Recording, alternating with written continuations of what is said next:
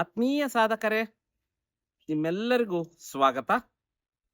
ಈ ದಿನ ಥೈರಾಯ್ಡ್ ಬಹಳಷ್ಟು ಜನ ನಮ್ಮಲ್ಲಿ ಬಂದಾಗ ರೋಗಿಗಳು ಕೇಳ್ತಾ ಇರ್ತಾರೆ, ಸರ್ ಥೈರಾಯ್ಡ್ ಬಂದಿದೆ. ಥೈರಾಯ್ಡ್ ಬಂದಾಗ ನನಗೆ ಗುಳಿಗೆಯನ್ನ ಸ್ಟಾರ್ಟ್ ಮಾಡಿದ್ರು, ಆ ಗುಳಿಗೆಯನ್ನ ತಗೊಳ್ತಾನೆ ಇದ್ದೀನಿ. ನನಗೆ ಪ್ರಕೃತಿ ಚಿಕಿತ್ಸೆಯ ಮುಖಾಂತರವಾಗಿ ಇದಕ್ಕೆ ಶಾಶ್ವತವಾದ ಪರಿಹಾರವನ್ನ ನಾನು ಕಂಡ್ಕೊಳ್ಬೋದಾ ಅಂತ ಹೇಳಿ. ಎಲ್ಲ ಕಾಯಿಲೆಗಳಿಗೂ ಕೂಡ ನೀವು ಶಾಶ್ವತವಾದ ಪರಿಹಾರವನ್ನ ನಿಮ್ಮ ಮನೆ ಮದ್ದಿನಿಂದನೇ ನೀವು ಪಡ್ಕೊಳ್ಳಿಕ್ಕೆ ಸಾಧ್ಯ ಆಗುತ್ತೆ. ಅದಕ್ಕೆ ತಜ್ಞ ಪ್ರಕೃತಿ ಚಿಕಿತ್ಸಾ ವೈದ್ಯರ ಬಳಿಯಲ್ಲಿ ನೀವು ಚಿಕಿತ್ಸೆಯನ್ನ ತಗೊಳ್ಬೇಕಾಗ್ತದೆ. ಅವರು ಹೇಳಿದಂತಹ ರೂಟ್ ಕಾಸ್ ಅನ್ನ ರಿಮೂವ್ ಮಾಡ್ತಕ್ಕಂತಹ ಆಹಾರ ಕ್ರಮವನ್ನ ನೀವು ಪಾಲನೆ ಮಾಡಬೇಕಾಗತ್ತೆ. ಈ ದಿನ ನಾನು ನಿಮಗೆ ಬಹಳಷ್ಟು ಇಂಪಾರ್ಟೆಂಟ್ ಆದಂತಹ ಈ ಥೈರಾಯ್ಡ್ ವಿಷಯವನ್ನ ತಗೊಂಡು ಬಂದಿದ್ದೀನಿ. ಯಾಕಂತ ಹೇಳಿದ್ರೆ, ಒಂದು ಸರಿ ನೀವು ತಗೊಳ್ಳುವಾಗ ಟ್ಯಾಬ್ಲೆಟ್ ಅನ್ನೋ ಹೆಸರಲ್ಲಿ ನೀವು ತಗೊಳ್ತಾ ಇರೋದು ಹಾರ್ಮೋನ್ಗಳನ್ನ. ದೇಹ ಥೈರಾಯ್ಡ್ ಗ್ರಂಥಿಯ ಮುಖಾಂತರ ಏನು ಉತ್ಪತ್ತಿ ಮಾಡ್ತಾ ಇತ್ತೋ ಆ ಉತ್ಪತ್ತಿ ಕಡಿಮೆ ಆಗಿರೋದ್ರಿಂದ ಎಷ್ಟು ಕಡಿಮೆ ಆಗಿದೆ ಅಷ್ಟು ಪ್ರಮಾಣದ ಹಾರ್ಮೋನ್ ಅನ್ನ ಟ್ಯಾಬ್ಲೆಟ್ನ ರೂಪದಲ್ಲಿ ನಿಮ್ಮ ದೇಹಕ್ಕೆ ಹಾಕ್ತಾ ಇದ್ದೀರಾ. ಅಂದರೆ ಕಡಿಮೆ ಯಾಕೆ ಉತ್ಪತ್ತಿ ಮಾಡ್ತು ಅಂತ ತಿಳ್ಕೊಳ್ಳೋದನ್ನ ಬಿಟ್ಟು ನಮಗೆ ಎಷ್ಟು ಕಡಿಮೆ ಆಯ್ತು ಅಷ್ಟು ಗುಳಿಗೆಯನ್ನ ಹಾಕ್ತಾ ಇದ್ದೀರಾ. ಅಂದ್ರೆ ಅಲ್ಲಿಗಲ್ಲಿಗೆ ರೀಪ್ಲೇಸ್ಮೆಂಟ್ ಅನ್ನ ನಾವು ಮಾಡ್ತಾ ಇದೀವಿ. ರೀಪ್ಲೇಸ್ಮೆಂಟ್ ಎಷ್ಟು ದಿನವನ್ನ ಮಾಡ್ಲಿಕ್ಕೆ ಸಾಧ್ಯ? ಹಾಗೆ ಈ ರೀಪ್ಲೇಸ್ಮೆಂಟ್ ಅನ್ನ ನೀವು ಲೈಫ್ ಟೈಮ್ ಮಾಡ್ಬೇಕಾಗತ್ತೆ. ಬರ್ತಾ ಬರ್ತಾ ಡೋಸ್ ಜಾಸ್ತಿ ಆಗ್ತಾ ಹೋಗುತ್ತೆ. ಯಾಕೆ ಅಂತ ಹೇಳಿದ್ರೆ, ಈ ಥೈರಾಯ್ಡ್ ಗ್ರಂಥಿ ಏನು ಉತ್ಪತ್ತಿ ಮಾಡ್ತಾ ಇತ್ತೋ ಆ ಜೀವಕೋಶಗಳು ವೀಕ್ ಆಗ್ತಾ ಇರೋದ್ರಿಂದ ಹೆಚ್ಚಿನದಾದ ಹಾರ್ಮೋನ್ ಉತ್ಪತ್ತಿ ಆಗ್ತಾ ಇಲ್ಲ. ಎಷ್ಟು ಉತ್ಪತ್ತಿ ಆಗ್ತಾ ಇಲ್ಲ ಅಷ್ಟನ್ನ ನಾನು ಹೊರಗಿನಿಂದ ಸಿಂಥೆಟಿಕ್ ಫಾರ್ಮ್ ಅಲ್ಲಿ ಹಾಕ್ತಾ ಇದ್ದೀನಿ.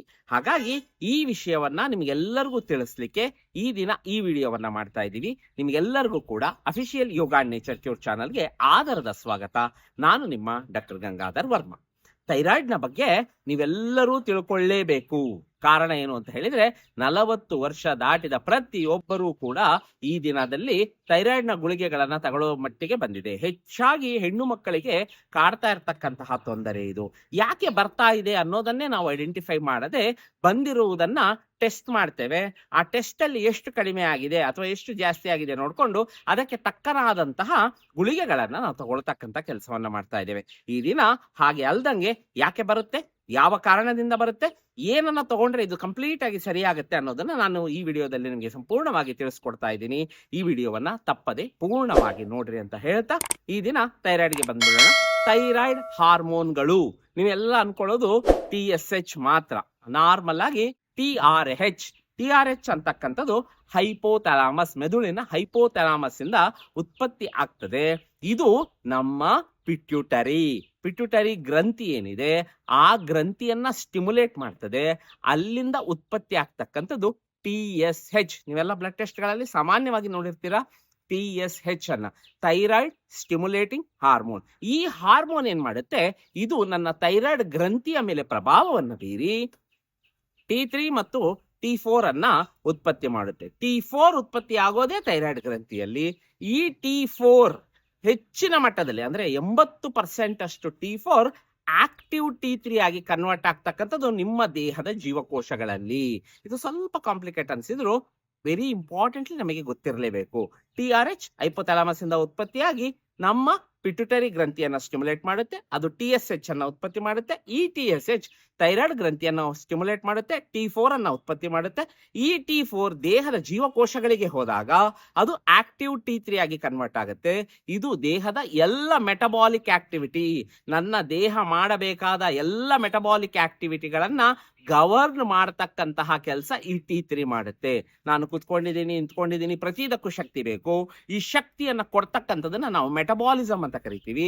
ಈ ಮೆಟಬಾಲಿಸಮ್ T3 ಇಂದ ಬಹಳ ಚೆನ್ನಾಗಿ ರೆಗ್ಯುಲೇಟ್ ಆಗುತ್ತೆ. ಹಾಗಾಗಿಯೇ ಥೈರಾಯ್ಡ್ ಹಾರ್ಮೋನ್ ನಿಮ್ಮ ತಲೆಯ ಭಾಗದಿಂದ ಹಿಡಿದು ಪಾದದವರೆಗೆ ನಡೀತಕ್ಕಂತಹ ಎಲ್ಲ ಪ್ರಕ್ರಿಯೆಗಳಲ್ಲಿ ಒಂದಲ್ಲ ಒಂದು ರೀತಿಯಲ್ಲಿ ಅದು ಇನ್ವಾಲ್ವ್ ಆಗಿರುತ್ತೆ. ಹಾಗಾಗಿಯೇ ಥೈರಾಯ್ಡ್ನ ಬಗ್ಗೆ ನಾವೆಲ್ಲರೂ ಕೂಡ ಕಾಳಜಿಯನ್ನ ವಹಿಸಲೇಬೇಕು. ಸರಿ, ನಾವು ನಾರ್ಮಲ್ ಆಗಿ ಏನ್ ಟೆಸ್ಟ್ ಗಳನ್ನ ಮಾಡ್ತೀವಿ ಥೈರಾಯ್ಡ್ಗೆ? ನೀವೆಲ್ಲ ಮಾಡ್ತಕ್ಕಂಥ ಒಂದು ತಪ್ಪನ್ನ ನಾನು ಹೇಳ್ತೀನಿ. TSH ಜಾಸ್ತಿ ಇತ್ತು ಸರ್, ಹಾಗಾಗಿ ನಾನು ಪ್ರತಿ ಸರಿ TSH ಅನ್ನೇ ಮಾಡಿಸ್ತಾ ಹೋಗ್ತೀನಿ. ನೋ ಸರ್, ನನಗೆ T3 ಕಡಿಮೆ ಇತ್ತು, ಹಾಗಾಗಿ ನಾನು ಪ್ರತಿ ಸರಿ T3 ಅನ್ನೇ ಟೆಸ್ಟ್ ಮಾಡಿ ನಾನು ಗುಳಿಗೆಯನ್ನ ನುಂಗ್ತೀನಿ. ನೋ, ನೀವು ಪ್ರತಿ ಸರಿ ಟೆಸ್ಟ್ ಮಾಡುವಾಗ ಯಾಕೆ ನನಗೆ ಈ ತೊಂದರೆ ಬಂದಿದೆ ಅನ್ನುವ ಒಂದು ಇಂಪಾರ್ಟೆಂಟ್ ಟೆಸ್ಟ್ ಅನ್ನ ಮಾಡಿಸ್ಬೇಕು. ಅದರ ಜೊತೆಯಲ್ಲಿ T3, T4, TSH ಈ ಮೂರನ್ನ ಮಾಡಿಸ್ಬೇಕು. ಇದು ಯಾಕೆ ನಾನು ನಿಮಗೆ ಹೇಳ್ಬಿಡ್ತೇನೆ. T3 ಅಂತಕ್ಕಂಥದ್ದು ನಾನು ನಿಮಗೆ ಹೇಳಿದೆ, ಇದು ಆಕ್ಟಿವ್ ಫಾರ್ಮ್. ಇದು ನಿಮ್ಮ ದೇಹದ ಒಳಗೆ 80% ಪ್ರೊಡಕ್ಷನ್ ಆಗುತ್ತೆ. ಥೈರಾಯ್ಡ್ ನ ಗ್ರಂಥಿಯ ಒಳಗೆ 20% ಪ್ರೊಡಕ್ಷನ್ ಆಗುತ್ತೆ. ಯಾವಾಗ ಥೈರಾಯ್ಡ್ ಗ್ರಂಥಿ ಹೆಚ್ಚಿನ ಹಾರ್ಮೋನ್ಗಳನ್ನ ಉತ್ಪತ್ತಿ ಮಾಡುತ್ತೋ, T3 T4 ಅನ್ನ ಹೆಚ್ಚಿನದಾಗಿ ಉತ್ಪತ್ತಿ ಮಾಡುತ್ತೋ, ಅದನ್ನ ಹೈಪರ್ ಥೈರಾಯ್ಡಿಸಮ್ ಅಂತ ಕರಿತೇವೆ. ಥೈರಾಯ್ಡ್ ಗ್ರಂಥಿ ಯಾವಾಗ T3 T4 ಅನ್ನ ಕಡಿಮೆ ಉತ್ಪತ್ತಿ ಮಾಡುತ್ತೋ, ಅದನ್ನ ನಾವು ಹೈಪೋಥೈರಾಯ್ಡಿಸಮ್ ಅಂತ ಕರಿತೀವಿ. ಹೈಪೋ ಅಂದ್ರೆ ಕಡಿಮೆ. ಇದನ್ನ ನಾವು ಹೈಪೋಥೈರಾಯ್ಡಿಸಮ್ ನ ಬಗ್ಗೆ ಜಾಸ್ತಿ ಕಾನ್ಸಂಟ್ರೇಟ್ ಕೊಟ್ಟು ನೋಡೋಣ.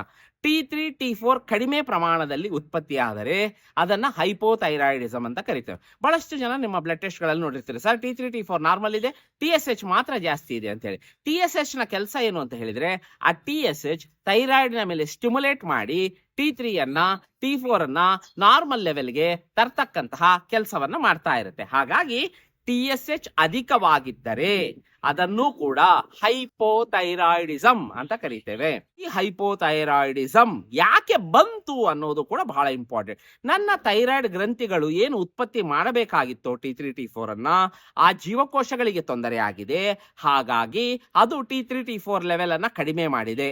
ಆದರೆ ದೇಹಕ್ಕೆ ಮೆಟಬಾಲಿಸಮ್ಗೆ ಬೇಕೇ ಬೇಕಾಗಿರೋದ್ರಿಂದ ಪಿಟ್ಯುಟರಿ ಗ್ಲ್ಯಾಂಡ್ ಇದು ಕಡಿಮೆ ಆಗಿದೆ ಅಂತೇಳಿ ಅದು ಹೆಚ್ಚಿನದಾದ ಥೈರಾಯ್ಡ್ ಸ್ಟಿಮ್ಯುಲೇಟಿಂಗ್ ಹಾರ್ಮೋನ್ ಅನ್ನ ಪ್ರೊಡ್ಯೂಸ್ ಮಾಡಿ ಅದು ನನ್ನ ಥೈರಾಯ್ಡ್ಗೆ ಹೆಚ್ಚಿನದಾದ ಸ್ಟಿಮ್ಯುಲೇಷನ್ ಅನ್ನ ಕೊಟ್ಟು T3 T4 ಅನ್ನ ನಾರ್ಮಲ್ ಲೆವೆಲ್ಗೆ ಮೇಂಟೈನ್ ಮಾಡಿದೆ. TSH ಯಾವಾಗ ಜಾಸ್ತಿ ಇದೆ ಆಗ ಲಿವೋಟ್ರಾಕ್ಸಿನ್ ಅಂತಕ್ಕಂತಹ ಔಷಧಿಯನ್ನ ಕೊಡ್ತೇವೆ. ನೀವು ಥೈರೋನಾರ್ಮ್ ಅಥವಾ ಬೇರೆ ಬೇರೆ ಹೆಸರಲ್ಲಿ ನೀವು ತಗೊಳ್ತೀರಿ. 12.5 mcg ಅಥವಾ 50 mcg, 25 mcg, 75 mcg, 100 mcg, 125 mcg. ಹೀಗೆ ನಿಮ್ಮ ಹಾರ್ಮೋನ್ ಎಷ್ಟು ಕಡಿಮೆ ಉತ್ಪತ್ತಿ ಮಾಡ್ತಾ ಇದೆ ಅಷ್ಟು ಪ್ರಮಾಣದ ಹಾರ್ಮೋನ್ ಅನ್ನ, ನಾನೇನು T4 ಅಂತ ಹೇಳ್ತಾ ಇದ್ದೀನಿ, ಇದನ್ನ ಹೊರಗಡೆ ರೆಡಿ ಮಾಡ್ತಾರೆ. ಸಿಂಥೆಟಿಕ್ T4 ಹಾರ್ಮೋನ್ ಅನ್ನ ಟ್ಯಾಬ್ಲೆಟ್ ನ ರೂಪದಲ್ಲಿ ದೇಹಕ್ಕೆ ಹಾಕ್ತಾ ಇದ್ದೀರಾ. ಯಾಕೆ ನನಗೆ ಈ ತೊಂದರೆ ಬಂತು? ಇಷ್ಟು ದಿನ ಚೆನ್ನಾಗಿ ಉತ್ಪತ್ತಿ ಮಾಡ್ತಾ ಇದ್ದ ನನ್ನ ಥೈರಾಯ್ಡ್ ಗ್ಲ್ಯಾಂಡ್ ಈಗ ಯಾಕೆ ಕಡಿಮೆ ಆಯ್ತು ಅಂತ ತಿಳ್ಕೊಳ್ಳೋದು ಬಹಳ ಇಂಪಾರ್ಟೆಂಟ್. ಸರ್, ನಾನು ಹೇಗೆ ತಿಳ್ಕೊಳ್ಳಿಕ್ಕೆ ಸಾಧ್ಯ? ಇದಕ್ಕೆ 2 ಇಂಪಾರ್ಟೆಂಟ್ ಟೆಸ್ಟ್ಗಳಿದಾವೆ. ಈ 2 ಟೆಸ್ಟ್ಗಳನ್ನ ನೀವು ಮಾಡ್ಬಿಟ್ರೆ ನೀವು T3 T4 TSH ನ ಜೊತೆಗೆ 2 ಇಂಪಾರ್ಟೆಂಟ್ ಟೆಸ್ಟ್ಗಳು ಅವು ಯಾವುವು ಅಂತ ಹೇಳಿದ್ರೆ, TPO antibodies, thyroid peroxidase antibody. ಇದು 30 ಇಂಟರ್ನ್ಯಾಷನಲ್ ಯೂನಿಟ್ ಪರ್ ml ಗಿಂತ ಕಡಿಮೆ ಇದ್ದರೆ ನೀವು ನಾರ್ಮಲ್ ಅಂತ. ಇದೇ ರೀತಿಯಲ್ಲಿ ಥೈರೋಗ್ಲೋಬುಲಿನ್ ಆಂಟಿಬಾಡಿ TGAB, ಇದು 10 ಇಂಟರ್ನ್ಯಾಷನಲ್ ಯೂನಿಟ್ ಪರ್ ml ಗಿಂತ ಕಡಿಮೆ ಇದ್ದರೆ ನಾರ್ಮಲ್ ಅಂತ. ಈ 2ರಲ್ಲಿ ಯಾವುದಾದರೂ ಒಂದು ಪಾಸಿಟಿವ್ ಕಂಡರೆ, ಇಲ್ಲಿ ನೋಡ್ರಿ, ಇದನ್ನ ಆಂಟಿಬಾಡಿ ಅಂತ ಕರಿತಾ ಇದೀವಿ. ಇದನ್ನ ಆಟೋ ಇಮ್ಯೂನ್ ಕಂಡೀಷನ್ ಅಂತ ಕೂಡ ಕರಿತೇವೆ, ಹ್ಯಾಶಿಮೊಟೋಸ್ ಡಿಸೀಸ್ ಅಂತ ಕೂಡ ಕರಿತೇವೆ. 2ರಲ್ಲಿ ಒಂದು ಪಾಸಿಟಿವ್ ಕಾಣ್ತು ಅಂದ್ರೆ ನಿಮ್ಮ ಥೈರಾಯ್ಡ್ ನ ಜೀವಕೋಶಗಳನ್ನ ಸಾಯಿಸ್ತಕ್ಕಂತಹ ಆಂಟಿಬಾಡಿಗಳು ನಿಮ್ಮ ದೇಹದಲ್ಲಿ ಉತ್ಪತ್ತಿ ಆಗ್ತಾ ಇದೆ. ಇವನ್ನೇ ಇನ್ಫ್ಲಮೇಷನ್ ಅಂತ ಕರಿತೀವಿ. ಇವು ದೇಹದಲ್ಲಿ ಇರುವವರೆಗೂ ಕೂಡ ನಿಮ್ಮ ಥೈರಾಯ್ಡ್ ನ ಗ್ರಂಥಿ ಹೆಚ್ಚಿನದಾದ ಅಥವಾ ನಾರ್ಮಲ್ ಆದ T3 T4 ಅನ್ನ ಸೆಕ್ರೆಟ್ ಮಾಡೋದಿಲ್ಲ. ಇವು ಇರುವವರೆಗೂ ಅದು ಡ್ಯಾಮೇಜ್ ಕಂಟಿನ್ಯೂಯೇಷನ್ ಆಗಿ ಇದ್ದೇ ಇರುತ್ತೆ. ಹಾಗಾಗಿಯೇ ಹೊರಗಿಂದ ಕೊಡ್ತಕ್ಕಂತ ಹಾರ್ಮೋನ್ ಲೈಫ್ ಲಾಂಗ್ ತಗೊಳ್ಬೇಕಾಗತ್ತೆ. ಯಾರ್ಯಾರು ನೀವು ಲೈಫ್ ಲಾಂಗ್ ತಗೊಳ್ಬೇಕು ಬೇಡ ಅಂತ ಅನ್ಕೊಂಡಿದಿರಿ, ನೀವು 2 ಟೆಸ್ಟ್ಗಳನ್ನ ಇಂಪಾರ್ಟೆಂಟ್ ಆಗಿ ಮಾಡ್ರಿ. ಪ್ರತಿ ಲ್ಯಾಬಲ್ಲೂ ಕೂಡ ಈ ಟೆಸ್ಟ್ಗಳನ್ನ ಮಾಡ್ತಾರೆ. ಬಹಳ ಸಿಂಪಲ್ ಟೆಸ್ಟ್, ಬ್ಲಡ್ ಟೆಸ್ಟ್ ಅಲ್ಲೇ ಮಾಡ್ತಾರೆ. ಆಂಟಿಬಾಡಿ ಪಾಸಿಟಿವ್ ಇದ್ದರೆ ಆಂಟಿ ಇನ್ಫ್ಲಮೇಟರಿ ಫುಡ್ ಗಳನ್ನ ತಗೊಳ್ಬೇಕು. ಯಾಕೆಂದ್ರೆ ಆ ಇನ್ಫ್ಲಮೇಷನ್ ಇಂದನೇ ಜೀವಕೋಶ ಸತ್ತೋಗಿದೆ. ಮತ್ತೆ ಜೀವಕೋಶಗಳನ್ನ, ಉಳಿದಿರ್ತಕ್ಕಂತಹ ಜೀವಕೋಶಗಳನ್ನ ಇನ್ಫ್ಲಮೇಷನ್ಗೆ ಒಳಗಾಗದಂತೆ ಮಾಡ್ತಕ್ಕಂಥದ್ದು ಬಹಳ ಇಂಪಾರ್ಟೆಂಟ್. ಹೆಚ್ಚಿನದಾದ ಇನ್ಫ್ಲಮೇಷನ್ ಅನ್ನ ಮಾಡ್ತಕ್ಕಂಥ ಆಹಾರವನ್ನ ನಾವು ಕಡಿಮೆ ಮಾಡಿದ್ರೆ ರೂಟ್ ಕಾಸ್ ಆಫ್ ಹೈಪೋಥೈರಾಯ್ಡಿಸಮ್ ಅನ್ನ ನಾವು ಟ್ರೀಟ್ಮೆಂಟ್ ಕೊಟ್ಟಂಗಾಗತ್ತೆ. ನಾವು ನಾರ್ಮಲ್ಗೆ ತರಲಿಕ್ಕೆ ಸಾಧ್ಯ ಆಗುತ್ತೆ. ಯಾವೆಲ್ಲ ಫುಡ್ ಗಳನ್ನ ನಾನು ಸ್ಟಾಪ್ ಮಾಡಬೇಕು TSH ಜಾಸ್ತಿ ಇದ್ದು T3 T4 ನನಗೆ ನಾರ್ಮಲ್ ಇದ್ದಾಗ ಅಂದ್ರೆ, ಮೊದಲನೆಯದು ಗ್ಲೂಟನ್ ಅಂತ ಹೇಳಿದ್ರೆ ಗೋಧಿಯಲ್ಲಿ ಇರ್ತಕ್ಕಂತಹ, ಬ್ರೆಡ್ ಅಲ್ಲಿ ಇರ್ತಕ್ಕಂತಹ, ಮೈದಾದಲ್ಲಿ ಇರ್ತಕ್ಕಂತಹ, ಇದರ ಜೊತೆಯಲ್ಲಿ ಡೈರಿ, ಹಾಲಿನ ಉತ್ಪನ್ನಗಳನ್ನ ಕಡಿಮೆ ಮಾಡ್ತಕ್ಕಂಥದ್ದು. ಯಾಕೆ ಅಂತ ಹೇಳಿದ್ರೆ ಇದು ಇನ್ಫ್ಲಮೇಷನ್ ಅನ್ನ ಬಹಳ ಹೆಚ್ಚಿನದಾಗಿ ಮಾಡುತ್ತೆ. ರಿಫೈನ್ಡ್ ಶುಗರ್, ಪಾಲಿಶ್ ಆದಂತಹ ಸಕ್ಕರೆ, ಉಪ್ಪು ಹಾಗೂ ಅಲ್ಲಲ್ಲಿ ಕರಿದಂತಹ ಪದಾರ್ಥಗಳು, ಬೇಕರಿಯ ತಿಂಡಿಗಳು. ಯಾಕೆ ಅಂತ ಹೇಳಿದ್ರೆ ಇವೆಲ್ಲವೂ ಟ್ರಾನ್ಸ್ ಫ್ಯಾಟ್ ಅಂತ ಕರಿತೇವೆ. ರಿಫೈನ್ಡ್ ಆಯಿಲ್ ಗಳನ್ನ ಸ್ಟಾಪ್ ಮಾಡ್ರಿ. ಇವೆಲ್ಲ ಟ್ರಾನ್ಸ್ ಫ್ಯಾಟ್ ಗಳು ಇನ್ಫ್ಲಮೇಷನ್ ಅನ್ನ ಜಾಸ್ತಿ ಮಾಡುತ್ತೆ. ನೀವು ನೆಟ್ಟಲ್ಲಿ ನೋಡಬಹುದು, ಇನ್ಫ್ಲಮೇಟರಿ ಫುಡ್ಸ್ ಅಂದ್ರೆ ಸಿಕ್ಕಾಪಟ್ಟೆ ನಿಮಗೆ ಒಂದು ಲಿಸ್ಟೇ ಬರುತ್ತೆ. ಅದರಲ್ಲಿ ಹೆಚ್ಚಿನದಾದನ್ನ ನೀವು ತಿಂತಾ ಇರ್ತೀರಾ. ಆ ಇನ್ಫ್ಲಮೇಷನ್ ಅನ್ನ ಸ್ಟಾಪ್ ಮಾಡ್ತಕ್ಕಂಥ ಆಹಾರವನ್ನ ಇಂದಿನಿಂದನೇ ಸ್ಟಾರ್ಟ್ ಮಾಡ್ರಿ. ಇನ್ಫ್ಲಮೇಷನ್ ಯಾವಾಗ ದೇಹದಲ್ಲಿ ಕಡಿಮೆ ಆಗುತ್ತೋ ನಿಮ್ಮ ಥೈರಾಯ್ಡ್ ಗ್ರಂಥಿಯ ಜೀವಕೋಶಗಳ ಡೆತ್ ಕಡಿಮೆ ಆಗುತ್ತೆ. ನಿಮ್ಮ ಥೈರಾಯ್ಡ್ ನಾರ್ಮಲ್ ಆಗಿ ಪ್ರೊಡಕ್ಷನ್ಗೆ ಬರಲಿಕ್ಕೆ ಎಲ್ಲ ಚಾನ್ಸಸ್ಗಳು ಇದಾವೆ. ಕೆಲವು ಪೇಪರ್ಗಳನ್ನ ನಾನು ನಿಮಗೆ ತೋರಿಸ್ತಾ ಇದ್ದೀನಿ.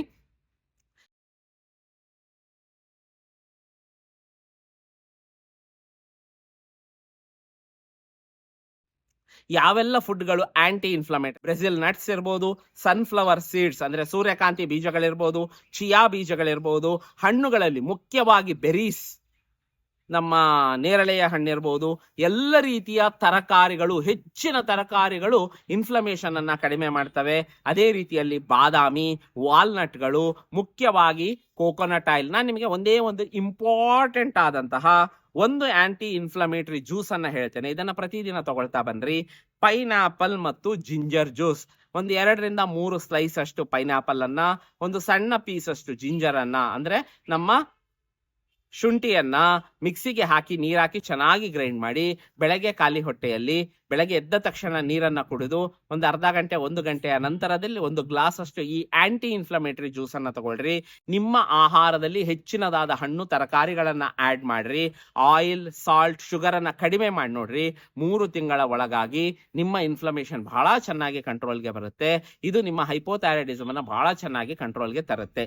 ಎರಡನೆಯ ವೆರಿ ಇಂಪಾರ್ಟೆಂಟ್, ಯಾಕೆ ಈ ಆಂಟಿಬಾಡೀಸ್ ಬೆಳೀತದೆ ಅಂದ್ರೆ ಕೇವಲ ಆಹಾರ ಮಾತ್ರ ಅಲ್ಲ, ನನ್ನ ಮಾನಸಿಕವಾದ ಒತ್ತಡ. ಈ ಮಾನಸಿಕವಾದ ಒತ್ತಡವನ್ನ ನಾನು ಕಡಿಮೆ ಮಾಡಿಕೊಂಡ್ರೆ ಇನ್ಫ್ಲಮೇಷನ್ ಬಹಳ ಚೆನ್ನಾಗಿ ಕಂಟ್ರೋಲ್ಗೆ ಬರುತ್ತೆ.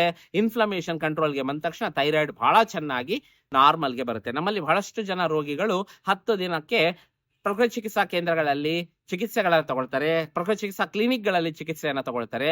ಆಗ ದೇಹದಲ್ಲಿ ಆಂಟಿ ಇನ್ಫ್ಲಮೇಟರಿ ಆಕ್ಷನ್ ಬಹಳ ಚೆನ್ನಾಗಿ ದೇಹದಲ್ಲಿ ಪ್ರೊಡ್ಯೂಸ್ ಆಗುತ್ತೆ. ಸ್ಟ್ರೆಸ್ ಕಡಿಮೆ ಆಗ್ಲಿಕ್ಕೆ ಯೋಗದ ಅಭ್ಯಾಸಗಳನ್ನ ಮಾಡ್ರಿ. ಒಳ್ಳೆಯ ಆಹಾರವನ್ನ ತೆಗೆದುಕೊಳ್ಳೋದರ ಮುಖಾಂತರ ನಿಮ್ಮ ಹೈಪೋಥೈರಾಯ್ಡಿಸಮ್ ಅನ್ನ ಸಂಪೂರ್ಣವಾಗಿ ಸರಿ ಮಾಡ್ಕೊಳ್ಬಹುದು ಅಂತ ಹೇಳ್ತಾ, ಇನ್ನ 2ರಿಂದ 3 ಎಪಿಸೋಡ್ಗಳನ್ನ ಸಂಪೂರ್ಣ ಥೈರಾಯ್ಡ್ ನ ಮಾಹಿತಿಗಾಗಿಯೇ ಮೀಸಲಿಟ್ಟು ಈ ಚಾನಲ್ ನಲ್ಲಿ ಅಪ್ಲೋಡ್ ಮಾಡಲಾಗುತ್ತೆ.